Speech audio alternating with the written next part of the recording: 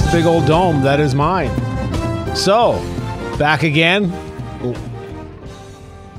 Yeah, well, it's a big melon. What can I say? You know, not because there's much in there. It just means I got a big hat. So, live from the penthouse of Merle Hay Plaza, Right. high above the central part of the other state of hockey. I can see Sears from here. I can see Yonkers. I'm not sure. But that's high class. It's upper class. It's probably out of our league. But anyways, we're a Walmart kind of bunch here. Welcome back to the other state of hockey. Target. I don't use Walmart. Yes. There you go. Target. There you go. I have standards. I'm sure they don't. Apparently, They let me in.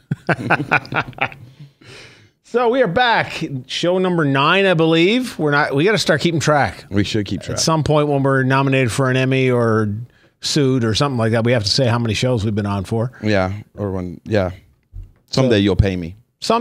Or the other way around. Hey, what can I say? You pay what you get, right? And you get what you got. You pay what you get for, yeah, and you get what you got. So we are back. Frankie Mink has joined us on time 2 weeks in a row. Yes. Loving it. Yeah, 2 weeks in a row. 2 weeks in a row. Loving it. And fresh back off of the big royal wedding. Big wedding. Great wedding. Super awesome time. Couple funny stories if you want, but we can go over to games first, or you want to talk about the wedding? We got time in the third period. We can kind of throw that in as far as what we got a real busy week to get to. Let's do the games. Let's do the games. Okay. So, first off, our good buddy Nate Beliveau is packing up and heading overseas. He is going to represent his nation of Canada in the World Ball Hockey Championship. No way. Yeah, he is going to be the equipment manager for the World Ball Hockey team, representing Team That's Canada. running, right? They're on shoes. Yep. I asked him if he was going to be sharpening sneakers or any of that kind of stuff, but it does have some, upkeep and whatnot, especially with the jerseys and whatnot, and the gloves and things like that. Well, the last time he did my skates, they were like sneakers. So. I thought it was a disco ball. It was not a disco ball. It was the bottom of your skates. All right. I thought he tied him to the back of his truck and dragged him around town. No, just getting on our boy, giving him a hard time. He is getting up to head over to Switzerland to represent the red and white. Safe travels, my boy. And then he'll be back for, I believe, headed back to Minneapolis after that for prospect. Is that a paying gig? I think the definition of pay actually... In Canadian. It's hockey. In the hockey world, yeah. Pay as another meaning, I guess. So big week of champions, we'll call it, I guess. East Coast League, the Allen Cup has been decided, and the Allen Americans, led by our boy, we got to figure out how to get this guy on the show. We'll get him. Chad Costello defeat the South Carolina Stingrays, and during the playoffs, he had 25 games played, 9 goals, 19 assists, 28 games, -1. Playmaker. -1? -1. I know. Which is strange because looked up his regular season. During the regular season, 72 games played, so he missed a couple here and there. He was the number 1 points getter, 41 goals, 84 assists, 125 points total. So I looked up to see who was number 2. Okay. Number 2 had 45 points less than he did. Wow. So he had a full average or decent season better than the number 2 guy. Because you figure 45 points is not from Johnson. You can almost see his house from here, I'm sure. If we had a window. The penthouse, you can. Yeah, we're in the penthouse. If you're in the floor below us, you can't. No, forget it. No, because, I think Flick's Brewhouse is in the way. But you think he had a decent season for an East Coast leaguer, 45 points for a professional guy. It's not a bad season. He had that on top of what the number 2 guy had. He was that far and above. How old is this guy again? Remember, He's I think 27, 28 years old, something like that. Yeah.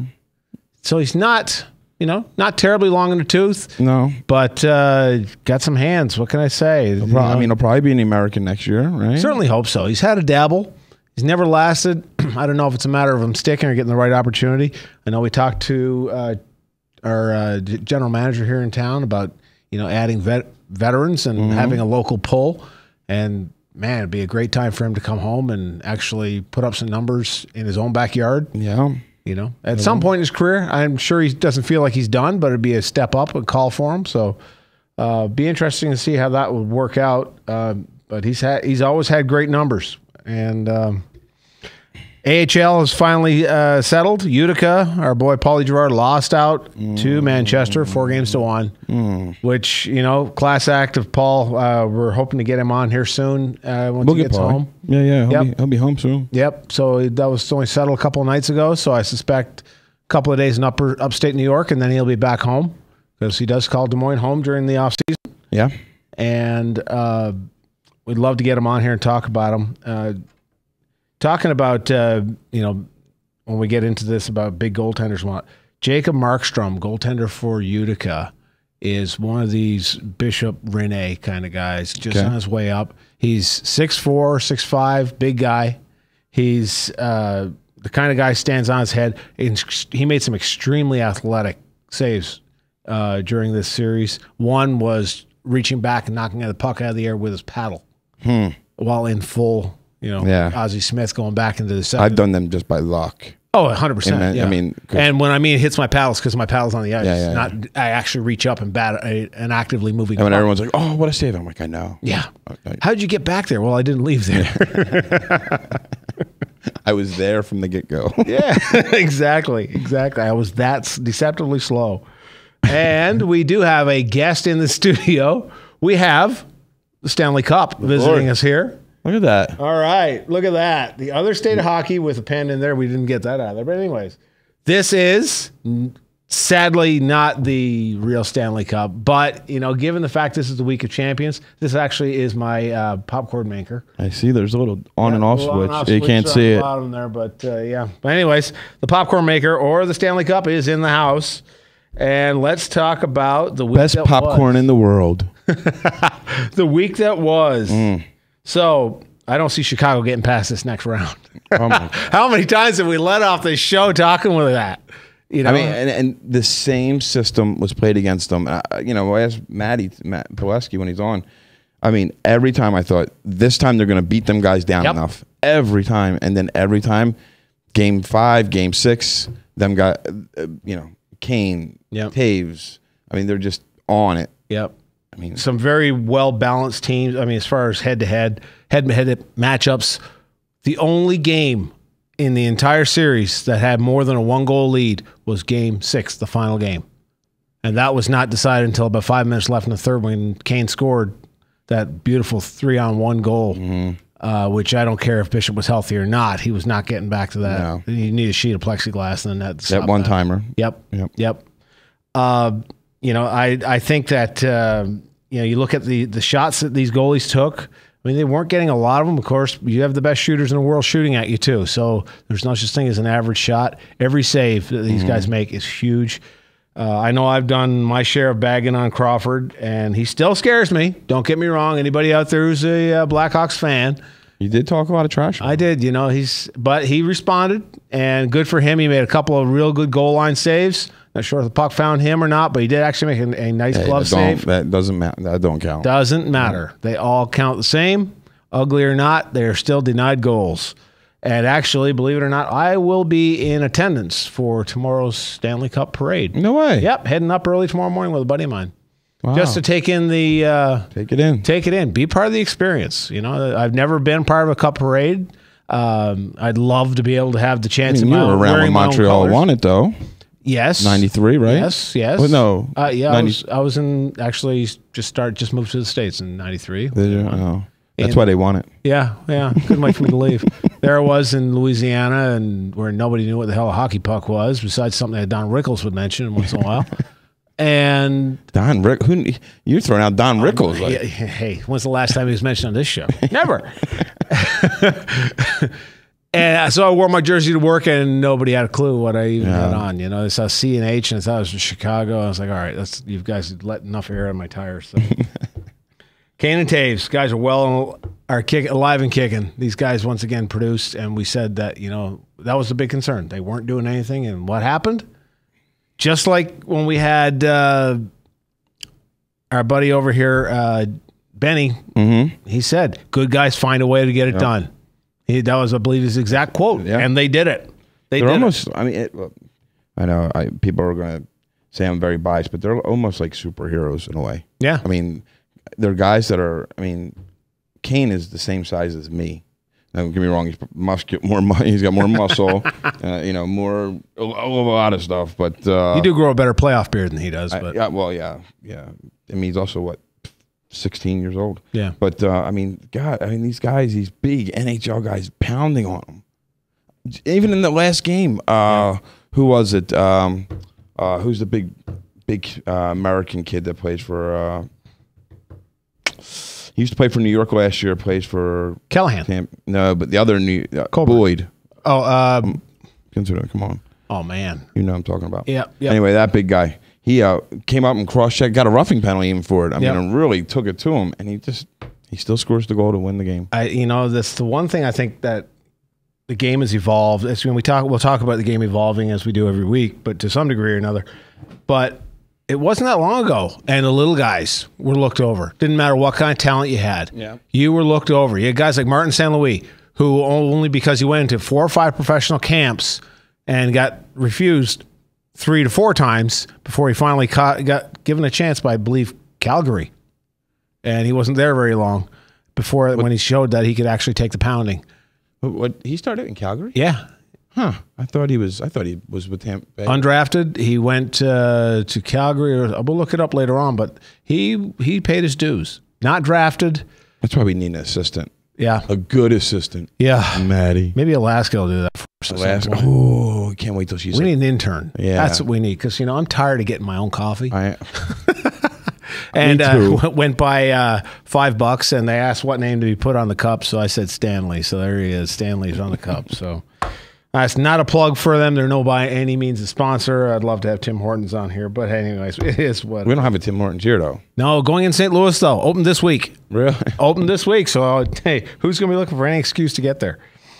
Hero of the game tournament for the finals, the Conn Smythe Trophy winner was Duncan Keith. No surprise.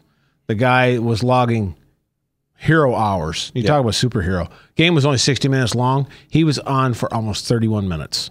So every other shift, this guy is on the ice. He's not a big guy neither, right? Not a big guy. Scored the game-winning goal, ironically, which I believe was only his third of the entire playoffs. That's right. He did score that, yeah. But, he might have only scored 3, but I guarantee he probably prevented 20 single-handedly. Well, then also we had Timonen. Yep. Yeah, so he got he'll retire now. Yes. Yes. Old Classy Flyer. move.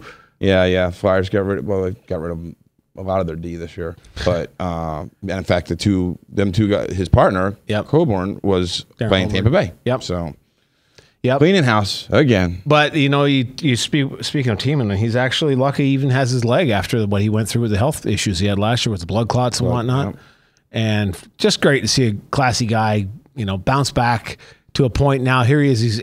He was given the chance of whatever karma there is in the universe of being able to go out. He's thinking he's 40 years old, probably on a 1-year contract, long in the tooth, doesn't have a lot left in the tank. And to go as a Stanley Cup champion, you couldn't ask for a better situation. Yeah. Brian Boyle. Brian Boyle. There you go. He's the one that got the roughing call on Kane. Almost took his head off. So, talking about that though, I worked with Team and his brother UC. Yes. For a season, and super great guy. His wife was amazing. I think he's playing over in Europe. So younger. No, I'm sure he's not listening to the show. So nowhere near what his brother. His brother really was. But I've heard a lot of things between media and some local guys that have been around professional hockey for a while. So these guys are unbelievable characters, unbelievable locker room guys, unbelievable teammates. And I know we've talked a bit about them here and there. And man, there'd be a pipe dream to get a guy like that on here. Yeah, I don't know how bad his English is. Well, I don't think he was too bad. I don't think he was too bad. I'm sure his is pretty good. No worse than ours. So. His brother's was horrible. But Chemo's been over here for a long time. He has been over here for a long time. So, anyways, hopefully he can chirp good. Oh, that's the most important thing to English. I'd have to tell the colorful story about when Chara first came over and learned the Prince George Cougars. His first sentence of English was not suitable for the media waves, but it had something to do with enticing guys into dropping the gloves. Huh. First complete sentence of English he learned was, "Want to go chicken poop." So with a there was a teammate in there who was like, okay, that's how you say it. Yeah. And how many versions of that did it go through is what I'd love to get to. Or how many times did you practice it in the mirror? That's probably the funnier part of that. Written on his glove or something like that. So. Saying it like Arnold Schwarzenegger. Yep. So Chicago Blackhawks are champions, and here's their horn. If I can get the stupid thing. Not, there you go. Yeah. Madhouse in Madison, right? The Madhouse in Madison. So, like I said, I'll be on the parade tomorrow. I'll send a couple of pictures, post a couple. And put them on the website. Yep. So Chicago Blackhawks, 13 appearances in their entire existence, 6 in the last 6 wins total. So you have 3 in their last 6. Does that qualify as a dynasty? It's all what sports radio is talking about today. Yeah. What have you done for me lately is all I ever say. Yeah. Well, to keep a team together, I think, when you look at keeping a team together of that kind of caliber, and a lot of this team came up together because they were horrible for so long. They made a cup appearance in the early 90s, had a lot of nothing in between. You had Taves and Kane and Keith, and all these guys came up together. Yeah. And it's kind of funny because I was watching a movie the other night, Red Army, about the Big Five. Yeah. And how those guys came up together.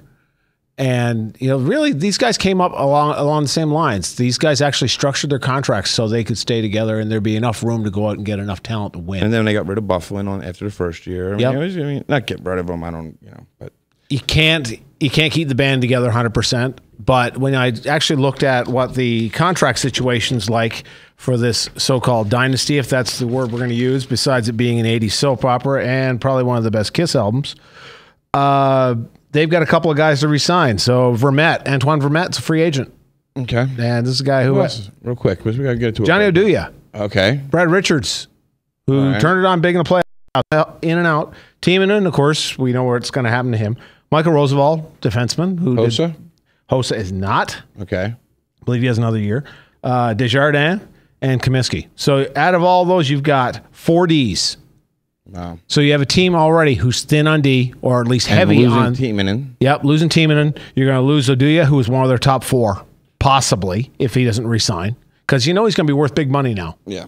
He was part of that big 4 unit, and he's going to be someone's going to be chomping at the bit to sign him, because you'll never wrench away a guy who's your number 1 horse like he is. Mm-hmm. But you'll get a number 2 or number 3, as long as they have enough depth to cover up for him. So it'll be interesting to see how things stick together with that. And Tampa Bay. Where are we at? Let's take a break. Wow, we need to go to break. Yeah, we got a break. We got someone on the line. Whoa. All right, let's go to break. Hey, Maddie, take us out of here. From the RE/MAX Real Estate Concept Studios, this is Webcast One Live.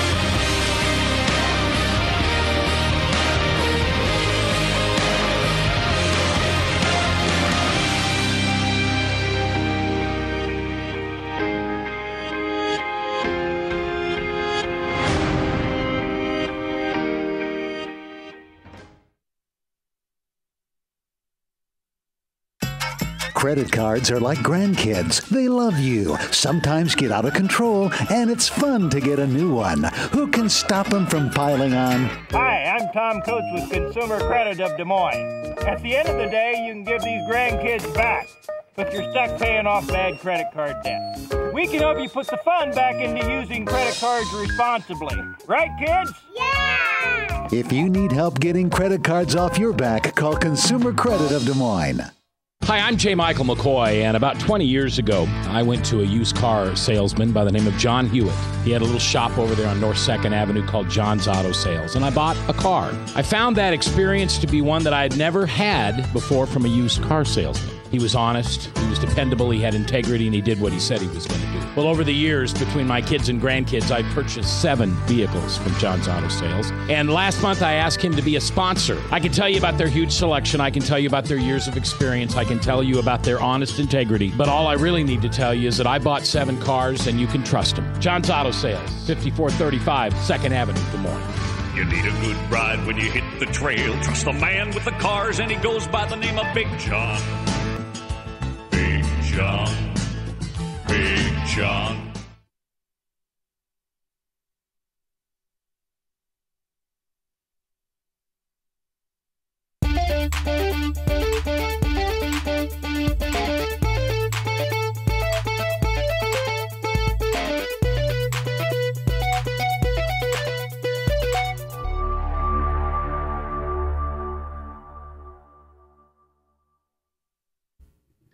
All right. Well, welcome back to the Other State of Hockey, Iowa's premier hockey show. Before we have our guest come on, who we have amazing guest who I ran into at the wedding this weekend, who I knew for a season that he was here with us, Matt Bolesky. But don't bring him up yet. Keep him on mute. Tell a story about Matt so that he don't know. Or he does know, but he's going to forget. So Matt's here. He's on the road, and he's trying to buy this car. And he needed like all this stuff faxed over to his agent and all these people that, you know, because it was a nice car too. I forget what it was though. So anyway, I help him do all this stuff, and he comes back off the road and he gets this car and he says, "Oh, thank you so much. You know, thanks for the help." And he's like, I have to give you you can take it for a ride or a spin or whatever. And I was like, okay, I'll hold you to that or whatever. And he got out of here with me never getting a ride in that car. It was a nice car. So, so anyway, I've hurt feelings over it, get a little resentment, I didn't hold on to it. But anyway, super great guy in the locker room. It was always amazing time to hang out. So, hey, now take him off mute and bring him on, please. Matty, are you there? Frankie, how's it going? Frankie's finding his headsets, and there he is. He can hear us now. Yeah, so I was just telling... I got a new car now. I can take you in a ride. All right. Well, we got to let me drive it. Yeah, apparently he's a Uber driver now. So. Oh, yeah. So it was great seeing you and the wife this weekend. I felt so bad when I didn't remember your wife's name. It was just so long ago, and I kind of felt really bad. But that she was... now I remembered. I remember she was always really cool down there in the wife's waiting area. So... No worries about that. Yeah, it was great to see you. It was quite the wedding, that's for sure. It was quite the wedding. So I'm going to tell a couple of funny stories at the end of the show where you have to save some time. But especially there was one I could tell a little bit now. Is the one was, I think you were down there. So Perry goes behind a wall and he's talking to somebody and he sees me on the other side of the wall. And my wife's talking to me with all the people sitting at this one bar area. And he pulls my hair. And my wife's already pretty 3 sheets to the wind. And she goes... Who the F is that guy? Right? And everyone's like, that's Corey Perry, whatever. And she's like, who's that? And it was just like this big moment where everyone was just like, and anyway, it was pretty funny that, she's kind of still embarrassed about it. So I make sure to tell everybody that story. So yeah, things might work out okay for him. I don't know. So down there in Anaheim, you got Muggsy, the equipment guy. He was here with Iowa with us. You got Joe Huff, who's an a Des Moines native. So there's a bunch of you guys still down there together. Yeah. There's I think there's more staff than players that I've played with. I don't know if there's anybody from the Chops that's still with the Ducks. Yeah, I don't know if there is neither. Actually, I think you are the last holdout. I think he may be the last, the White Buffalo. Yeah, it's the last to wear the pig. There's the way hockey works. Like I think since I've been a part of the Ducks, there's only me, Perry, and Getzlaff that are in 7 years the same people that are still on the team. Wow. Hey, those are 2 other good names to have with yours, So yeah, that's for sure. So I was also going to say that before you got drafted, you played. Where was you at? You were with the Bulls, right? Yeah, Belleville Bulls. Yeah. Yep. So. Did you guys ever win it up there? Did you guys ever? How'd you guys ever do up there? We my last season we went to the Memorial Cup. We actually lost in Game 7. Whoa. OHL finals. Who was on the other team? Anyone that you Pardon? know? Who was on the other squad that who'd you lose to, and who was there anyone that in the NHL now that? Well, yeah, Mikhail Boddicker plays for Phoenix. Yeah, Yannick Weber, I believe it is. He plays in Vancouver. There's got to be more. There's Matt Halschuk. He's in Nashville, I believe, or no, he's in Winnipeg actually. So there's tons of guys throughout. Throughout, we had like Sean Matthias, who's he's in Vancouver. PK Subban, obviously, knows where he is. Yeah, we had it was quite a. My cohort here on the show, Derek Hender, is a Montreal fan, and well, you didn't grow up in Montreal though, right, Derek? No, I'm a Canadian boy myself, but Where are you from again? East Coast. I'm from the tropical islands of Newfoundland. Oh, okay, so yeah, the tropicals. That's right. So how are you feeling now that the series is over? I mean, it was a huge heartbreaking, but you had that one amazing overtime goal. That was in Chicago, wasn't it? No, it was at home, Game 5. Or was it at home? Yeah. I remember all I seen was Joe Huff almost jumped the board, so you thought you got hurt because you hit the board so hard. That's the only thing I remembered. I remember you making the goal, but all I remember seeing is Joe Huff just jump. He almost jumped the boards. Yeah. So, Matty, I'm sorry. Go ahead. It was a great playoff run.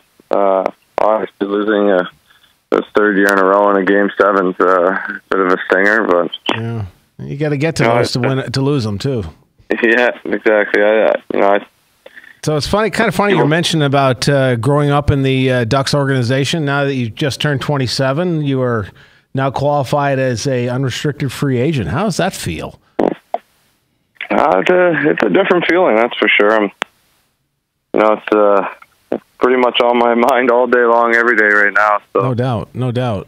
I've always loved, I do love Anaheim. I've always loved it there, and we've had some discussion, and hopefully it works out. It's kind of it's an interesting process, never being a unrestricted free agent. I don't really know what to expect or how it goes or what. So we're just kind of going day by day and feeling it out.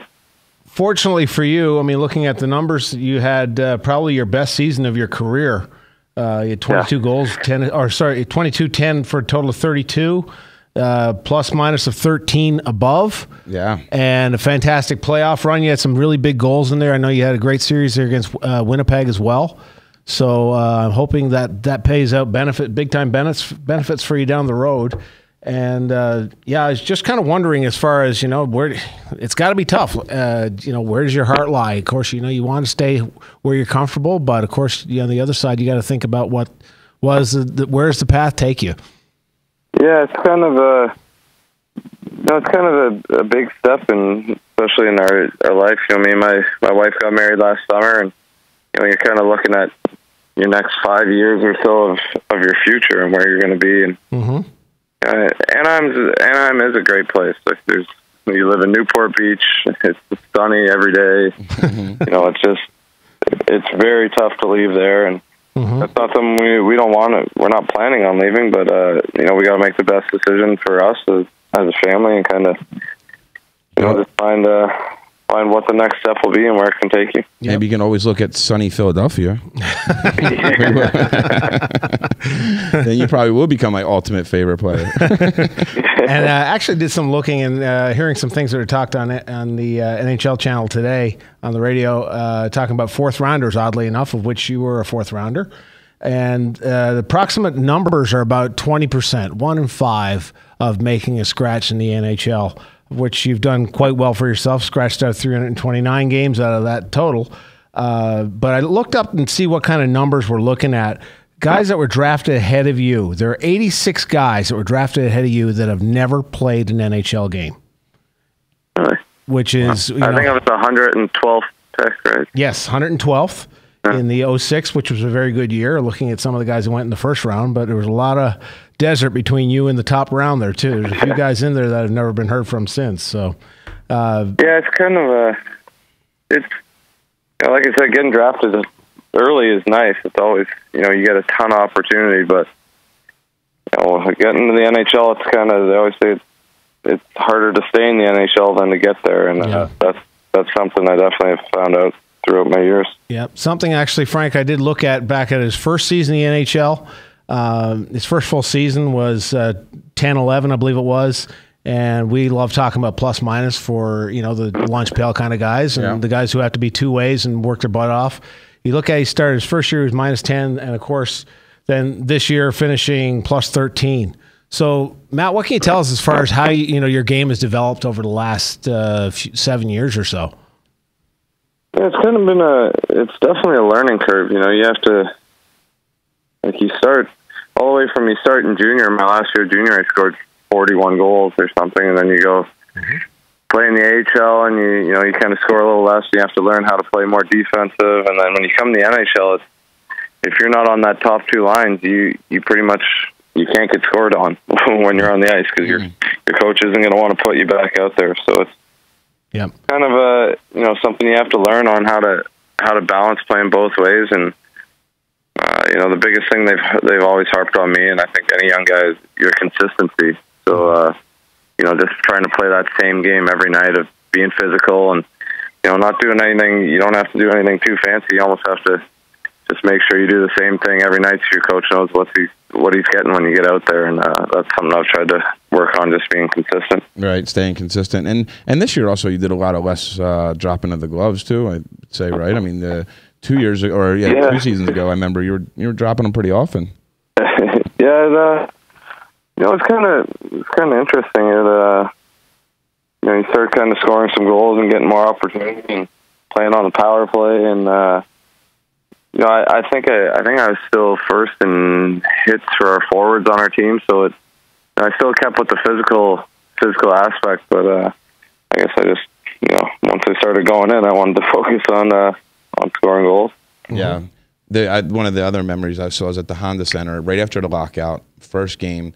The Vancouver and the Ducks are playing, and Getzlaf has, I forget who the captain was of Vancouver at the time, I think one of the Cities or something. Yeah. So anyway, they come to the center ice before the game. I remember, you might remember this, Matt. Remember, and they said wanted to thank all the fans for sticking with them, and both teams came out to the center ice and super nice. It was chilling, and then I think within 5 minutes, I think you fought that pretty big dude that they had up there for a little while. Bull Patty. Yeah. Bull Patty. Yeah, he got a nice little dinger under the eye. And I remember I'm sitting around with all the wives because, unfortunately, that's my life. I sit with the wives, and I'm sitting with all the wives, and everyone's like, oh, no, Matty's cut. And I was like, I think he got and I even said this to you after the game. I was like, I think he just got a thumbnail. I don't think he got punched. It looked like and I went down. I was like, hey, Matt, did you get a thumb in the eye? He goes, no, that was a punch. So you had a nice dinger there. Broke my nose, actually. Was he? So actually, I fought the Exo later in the game too. Actually, I think I was a little excited coming out of the lockout. With the broken nose, did you know it was broken? Well, I never actually got it fixed or anything. It just I had 2 black eyes the next day and it was bleeding, so I kind of figured it was. Yeah, I mean it's usually a broken nose. So he was, especially in stature. I mean, I think he has I don't want to say a foot over you, but he's a pretty big guy. Yeah, so he's a big guy, and he throws with the left hand quite well as well. So maybe guys are always tough to fight. We'll have to give Frank get you some fighting tips. Maybe, who knows? So, of all the places you've been, actually, speaking of the lockout, and I saw looking back, you played for Coventry Blaze, I believe, during the lockout over in Europe. So all the places you've been to a half dozen cities or so. What's your favorite place to play? He doesn't have to be Des Moines, of course. Yeah. Bobby tried that crap on us 2 weeks ago. And we didn't buy that. Yeah. No, honestly, it's been Anaheim has been the best place to play. It's like I said, California life. Plus, you get to play hockey, and you're in the NHL. And anytime you're in the NHL, it's a lot of fun. But I've had fun in every city I've been from. I've played in with this organization. I played for Iowa, Syracuse. I played in San Antonio, Toronto, and Norfolk. All with the Ducks in the minor leagues. So it's kind of been all over the place. But every city's been fun, and you have good memories. And going to England for 2 months was that was quite the experience. What was the biggest thing you found over there going over to that league? Was it talent? Was it a style of play? Was it? I think the style of play in the English league is fairly similar to North American. You're allowed 11 imports, so you have a lot of Canadian and American guys over there already, but the fans are awesome. Like they treat it like a football for them, a soccer game. You know, they chant, they have chants going throughout the game. Whistle the whole thing. Drinking their English ales are flowing, and they just they have a really fun time. They're passionate. Like they drive 7 hours to a game in Scotland and watch the game and drive home the same day. And you're like, wow. You have like 300 fans from your city there. It's wow. Yeah, it's pretty cool. Nice. And I noticed over there, did they just not keep plus minus? Is that just an NHL or is that just an American? I don't really know. I didn't really look at that actually. I think their stats they try and keep them as best, but obviously they don't have the staff as much as they have over here to do that. But and what sucks is you had a great time there. 12 goals, 21 assists, 33 points, and it'd be probably a nice number to see what that plus minus was. So let's just give him one. Let's say he's got to be at least 8 or 9. Yeah, 4. Let's give him 45 on that one. All right, okay. Get a hold of him, coach. So, real quick, Matt, I know we're running out of time here. Who's the coach that had the most impact on you as a player at any level? I don't care if it's Adams all the way up through, and nobody here knows what Adams level is, but from Adams all the way to the NHL, who's the guy who had the most impact on you in turning your game? It's an interesting question because I think as a player playing, like I said, under so many teams you play, you have that many different coaches, and each coach brings you something. But obviously, like my dad coached our AAA team from all I can remember all the way up. Him and a good friend Rusty Hastings. They coached us and kind of they focus on obviously values. When you're that young, they treat you respect the game and hard work and things that my dad's always taught me. So starting there, he's taught me a lot. My coach in junior, George Fournette, he kind of started teaching me about the responsibility of knowing systems in hockey, and I think he did a lot for me that way. I captained that team, and he kind of walked me through the process of being a captain, how you got to lead your players, and so I think he did a lot for me. And then you go to Randy Carlisle, who was a very hard-nosed coach, and he's hard on young guys, but he makes you very accountable. If you don't get that puck in, he's going to let you know. And I think as a young guy, he kind of drilled it into me that you have to be defensively responsible. You have to make the right play out there, because small little plays make a huge difference in big games. And you see that in the playoffs the most.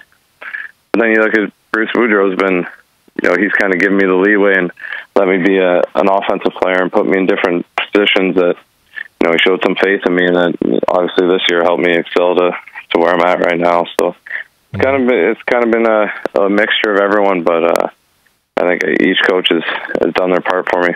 Yeah. It's interesting, actually, about Boudreau is, of course, not many people know he actually had a minor role in the movie Slapshot. He had hair in it. And I actually knew him back when he was in the East Coast League with Biloxi. So he's good to see him. He's in the AHL Hall of Fame, I'm pretty sure. He owns some records, scoring records. I think Wayne Gretzky was the one that beat his OHL scoring record, so he definitely knows a few things about scoring goals. Yeah. Well, before we let you go here, I want to. We have a lot of hockey parents that listen to our show, and a lot of youth coaches that listen to our show. When was it? Were you pushed, or how was the right frame of mind put on you, even when you were younger? Like, because I don't think people are telling you at a certain age, like you're going to NHL, but when did you start to notice that maybe you had it, and how was you pushed in a good way to continue playing hockey at the youngest age that you know of, that you started to show that you had the thing, I guess? Well, when I started playing was growing up in Canada. Obviously, everyone plays hockey here. You grow up here, you start playing hockey, and I love the game. we'd have 5 a.m. hockey practice. I'd wake up at 4 and put my equipment on and fall back to sleep. So my dad picked me up and told me it's time to go. So it was like, I've always loved the game. My dad was hard on me, but not forceful, like not forcing me into playing the game more. He made sure, like, if we had practice, I'm not skipping practice. He made me go. You had to work hard. Even some days, if you didn't feel like it, he beat it in my system about work ethic. And I think that started it. And then, honestly, I always dreamed of playing in the NHL. You don't really, as a kid, you don't really see it coming to you until I was drafted, or my draft year when scouts start talking about you and this is where you could go, or this is where we think you're going to get drafted at the NHL. That's when it really sets in that this could be a career and a full life of being able to play hockey. So I think when it came close to my draft year, I really started seeing it that it was a possibility, and just tried to bear down to make it happen. Well, it's been, I don't know, I think I was telling you at the wedding that every week we had almost a little episode called Where's Pesky Bolesky? Because every week you just were on our stat sheet and we talked about you. And so it's been an honor having you on. I loved working with you for the year that you were down with us. I had such a good time with you, and you're always so nice, just great with the kids and the fans. And you're just one of those, just great guys. So just thanks for all that you're doing, and keep it up. And hopefully this off season, you come out on the good side of it. Absolutely. All right. Well, thanks a lot for having me, guys. It's been a pleasure. Thanks, man. Thanks, Matty. No problem. All right. Well, now, let's go to break, and then we'll come back with some wedding stories and some other stuff we got to talk about. So, all right, let's pay the bills. From the RE/MAX Real Estate Concept Studios, this is Webcast One Live.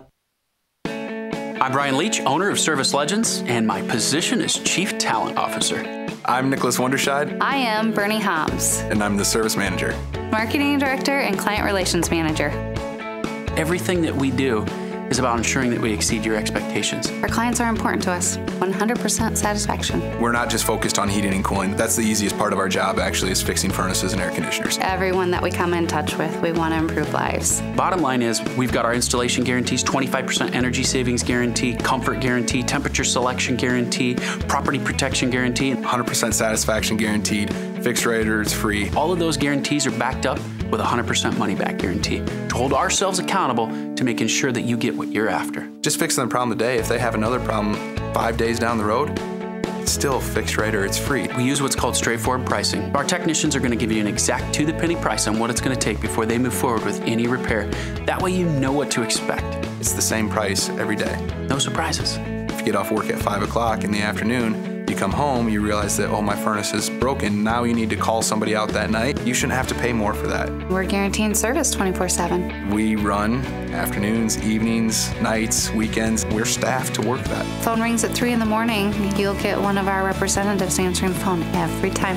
We're not sending you out to Timbuktu in some call center. It's our Service Legend team members, our mission control team. I'll take a call anytime. And then they answer the phones the same way during the day as they do at night. It's a great day at your service company. How can we make you smile? That's the only way to provide true 24-hour service. When you're able to let somebody actually live in their home safely when they weren't able to do that before, where they don't have to stay up at night and worry about, is the heat going to come back on? Are we going to freeze the pipes? Is the baby in the room next door going to be sick because they got too cold? When you're able to help somebody overcome challenges like that, that's impacting a life. That makes a difference. I get goosebumps thinking about it. I love the team. I love the people that I work with. We have fun, but we work hard. I call them my ambassadors of legendary service. If you could just envision what that is, that's who we're sending to your home. They literally will call in, pick up the phone and call and say, hey, I want to talk to your manager. And I get on the phone, they're like, that technician that was at my house was the greatest technician ever. That's cool to me. We want to brighten people's days. Every person that we have going into the house has gone through an extensive background check. Drug testing. We have a very thorough interview process that 1 out of 140 people make it through. If we promise you something, that's what you're going to get, no matter what. We're here when you need us to protect the safety and comfort of your family. If you're not happy, we're going to make it right. If we're willing to put 100% money-back guarantee on what we do, what type of work do you think we do? Give us a call. We're there for you 24/7, 365 days a year. Enough said. There we are. Thank you, Maddie. Thank you for doing your job. You are the best. Absolutely. You know what though? We have to have a meeting about you maybe looking up some stuff for us while we're on the air. You got to get on this. You got to get on this. Yeah, I think she just blew me off. I think she flipped you. Sure. Yeah. So I think it's hormones. I don't know. Yeah. Like I said, the 89th trimester by now. So yeah. Alaska. Yeah. Alaska's taking it to her. Baked Alaska. All right, here we are. Alaska. It's going to be hot in the middle of summer, you know. It's got to be hot in there. Yeah. So, great segment with Maddie. Yeah. Mr. Great. Pesky. I don't know if he ever had that nickname, but he does now. Yeah, Pesky Bolesky. I'm sure he probably heard something. Yeah. I mean, he's probably always played that same style. And you know, that's probably what... I know what I want to talk about with him, Dean. About Hossa. Oh, okay. Him and Hossa were going at it the whole series. Mm-hmm. And he had told me, and I'm sure Matt, when he said, he hit Hossa as hard as he could twice in the same shift. Mm-hmm. And he said it hurt him, but he knew that he hurt him. He knew that he had hurt Hossa. Mm-hmm. And then Hossa was going back to the bench and I remember this. That's why I talked to him about it. I said, man, I remember Hossa was really, went after you and kind of gave you a cheap shot when you're going back to the bench. And he's like, yeah, I started chirping with him, and he was telling me about what they were chirping about, and it was pretty funny. But he was like, man, he was solid. And he just... Guy's 40 years old, and he's lasted this long for a reason. Yeah. So, but imagine, your job is to take on Hossa, who's just a legend, you know? Probably posters are the guy, that's came up, Maddie's... Got to be a Hall of Famer. Yeah. Just to last this long is...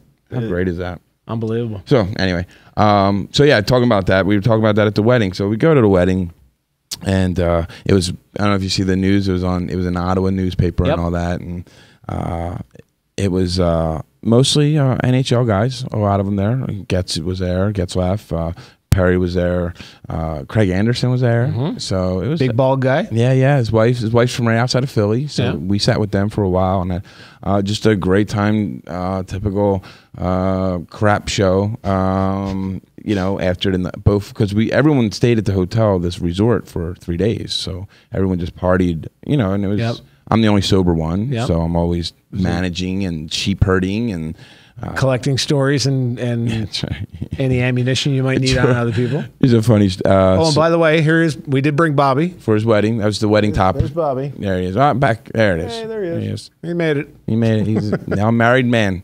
So Paros is there. And now I've known him for a long time, kind of friends, just known him for a long time and been friends with him. So very smart guy. Super Princeton. Yeah. Brawler and went to Princeton. Yeah. So... And hell of a stash. Yeah, he still has it. Still has it. Actually, girls were getting drunk at the wedding, like, when are you gonna shave it off? And he'd just be like, I don't know. But it's just, that's his. And I don't know. I don't think he's retired, but I don't know what's going on with him. And I didn't want to ask him that at the wedding, but since he got hurt in that fight, I don't know if he's ever really came back. Well, anyway, the funny story was it's Colton Orr in Toronto. Yeah, and that was one of them classy things where Colton Orr was really concerned, and they had fought 7 times. And mostly Paros has always taken it to him, and for him to get up and care that much, was pretty classy. And I talked to him about that after that happened, and he just said that they're actually kind of buddies in a way. So anyway, there was some throwing of stuff at a bar. We were all at a bar, and it started with Brett Festerling. I don't know if you remember. Yeah, Fester. Yeah. So Festy was there, Uncle Festy. And he was throwing stuff at everybody, pretty couple sheets to the wind. And George tries to throw a salt shaker back at him across the bar, and it hits me.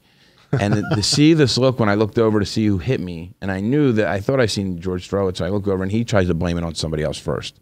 But then, as everyone's kind of concerned because he just threw a salt shaker across the room, which hit me, and all you see is this big-hearted guy go, "Sorry, Frank." And I was just like, "It's okay. It's good." You got assaulted. Yeah, I got assaulted.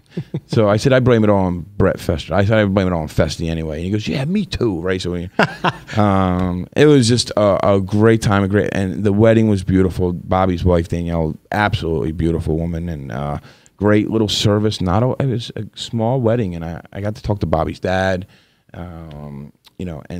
So Bobby's got a book coming out about his life. I don't know if you know the whole story about. I remember hearing bits and pieces. But. He went on the run. Him and his dad took them on the run. That's why they went to Southern California, and they were kind of hiding out. The real last name isn't Ryan, right? Because he is a Jersey boy originally. that tied into the Flyers. His dad bought Bobby Clark's gym. Wow. Yeah. And that was, so they went on the run, and some stuff with his dad, and they hid out, and they changed their last name, and they kept Bobby out of schools, and he just played hockey, and then they homeschooled him. And anyway, that it's all coming out in a book. That one of like the New York Times sports writers, is writing the book. Yeah, so interesting. So I found out a lot of good stuff and had a really good time. Me and Bobby always got along really well. So a couple of times, me and him just kind of chatting, just me and him, and good heart-to-heart stuff, and just super proud of him. Just growing up and he's just growing up and being a real good person, and he always was with the fans. And so anyway, it was very heart-warming just to see. He's becoming such a good man. So. And to see everyone there and celebrate and be part of it was just a really good deal. So, just quickly, I looked up Festi's numbers. He's playing in the German league currently for Hamburg Freezers, which sounds like an appliance to me. But 80 penalty minutes, no goals, 6 assists. So it sounds like he's done a fair bit of throwing salt shakers over there. And so here's Brett used to date the girl from The Bachelor, the one, Bachelorette, the one that's on there right now. He dated her for like forever, for like 3 years. Yeah. So there's a funny part in the show. So if any of you guys in The Bachelorette, where she says, I had a guy, and I don't think Brett minds me talking about this because everyone talked about it at the wedding. She says on the show, I dated a guy for a long time. We all thought he was the one. She's talking about Brett. Ooh. Yeah. Ooh. So but Brett's with a beautiful girl now. I don't think they're married, but beautiful, nice girl who we got to hang out with a lot. So yeah, but that was funny. And now the guy that's on the show that she really likes looks like Brett. So I'll put the picture up of me, Bobby, and Brett, and Jason Bailey up on our website, so you can see they look exactly like the guy she really likes on the show. Yeah, nice, funny. So actually, nice little roll in there. We had Bolesky on and the whole wedding exploits. We talked a little bit about free agency. Yeah. So of course that's the next biggest thing coming up in the NHL, free agency. I believe it's the draft is in 2 weeks, and I think right after that is and we'll have our draft special show. We will have our draft special show. My son asked me today. He says, "Dad, is this your last show of the year?" I said, "Why?" I said, "You realize there's only 88 more days till opening game, and only 2 more weeks till draft." Exactly. There's no off season anymore, especially on this show. Usually there's a word to follow show in this, but anyways, the only thing that's off is Maddie. That's true. She's always That's true. And we are going to have to do a location shoot from maternity ward at Mercy. That's no right. Question, no question. Or we can do it here in the studio. No nursing live on TV, please. No, okay, fair enough. Talking about free agency. So Mr. Bolesky now just turned 27. The rule is 27-7. So it's 27 years of age or 7 years of playing experience. So if you sign as this 18-year-old. Even in the American and you go back and forth, there has to be 7 years in the It has to be 7 years on NHL contract. Okay. So you can still be in the AHL. If you're on a buy, even a two-way contract provided to sign with the AHL team. Gotcha. Or the NHL team. So since the last lockout, there's a couple of things I'm put in there. There's now an interview rule. There's from the end of the draft till June 30th, they are actually allowed to interview with prospective teams now. So they're allowed to go around, meet and greet, shake hands and whatnot. So when you think about it, by the time the hammer drops on July 1, a lot of this stuff is pretty much done. You know, they've got a lot of their shopping done. They've done all the whining, dining is already done.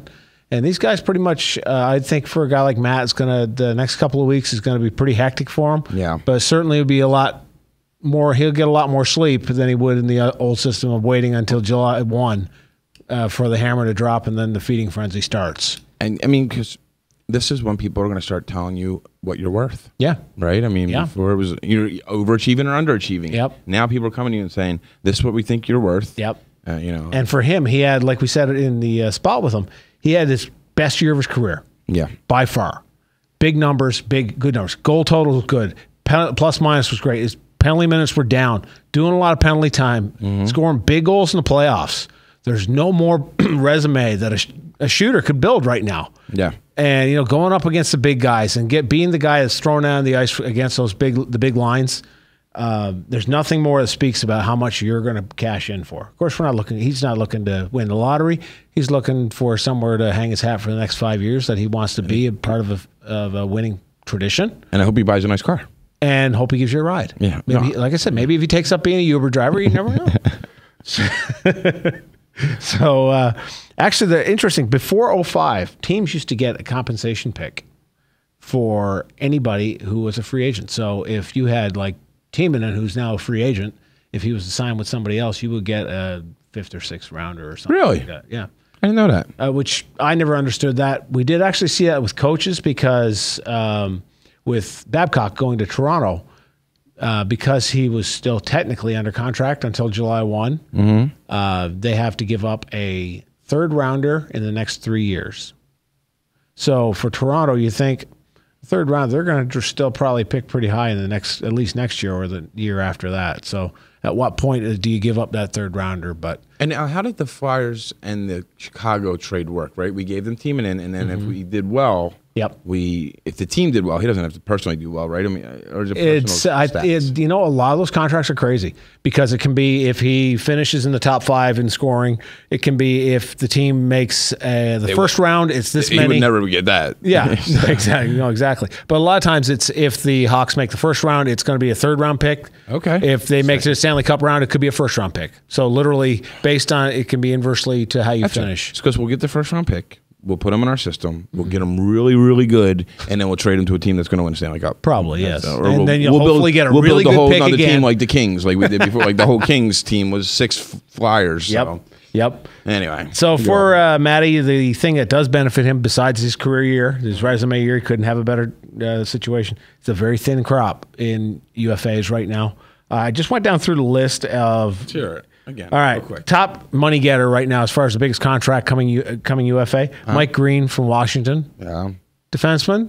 Yeah. I mean, he's a big money guy, but he's on the tail end. You got to think a little bit. On the tail end, and I've seen a lot of mistakes. Again, I'm not a professional, but I mean, I watch a lot of hockey, and I've seen a lot of stuff where game happens as fast as it happens. You can't. Everyone makes some mistakes. It's a matter of. I wouldn't, but whatever. Paul Martin from Pittsburgh. Yeah. Andre Mazzaros, who's been all over. Lunch pail guy. I know he was with your Philly for a while. He was with Ottawa, and now he's with Buffalo. Anyone wants to get the hell out of Buffalo, I can understand that. Antti Niemi, guy who won a cup with just the first time through in 2010 with Chicago. He's a free agent with San Jose. Drew Stafford. He had a great year, and then he had a bad year. I mean, he's up and down, but I wouldn't mind having him. He was part of that big trade that went between Buffalo and Winnipeg. Right. Who was the other? I can see him right now in my eyes, but I can't think of his name. Sorry, I'm just kidding. Yeah, kind of like that. So Vermette, Bryce Salvador, interesting one. The highest goalie pick out of this, besides Niemi, is Kari Ramo. We talked about him from Calgary, outperforming or overperforming his expectations. So hopefully he had a good goaltender behind Hiller. He came in after Hiller got shelled against Anaheim, right? Which we could have had Matty talk about that, because we saw the competitiveness out of him. He was just a lion. So it's great to see a little guy like that hopefully cashing in, doing well. Johnny Oduya, we already talked about him. Ray Emery, guy you've seen a couple of times in a Flyers jersey. Yeah, he's got he may be a decent backup at some point. Who knows? He's got something wrong with him. He did. He came off hip surgery. His left hip, and the team started to know he had avascular necrosis. To be quite honest, yeah, and he had actually major surgery done. A lot of these goalies we're seeing that. It's be a good thing to do. I know you like when we rant on about goalies, but the way the game is changing for them, we're seeing a lot. Quick has already had 2 arthroscopic surgeries on his hips. And, you're not meant to be able to make those Barbie doll saves. Right. It's just, especially when you're a male. Yeah. Females are, more. Regardless, we're humans. We walk upright. We don't walk, our legs aren't meant to go at 180 I know degrees. some Neanderthals. Yeah.